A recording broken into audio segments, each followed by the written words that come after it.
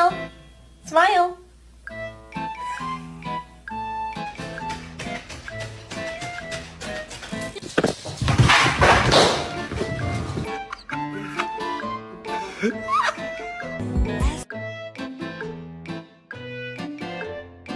Bottom line is we need to get a dog for protection. Like if someone tried to break into our house, I'd want to make sure that they were immediately terrified.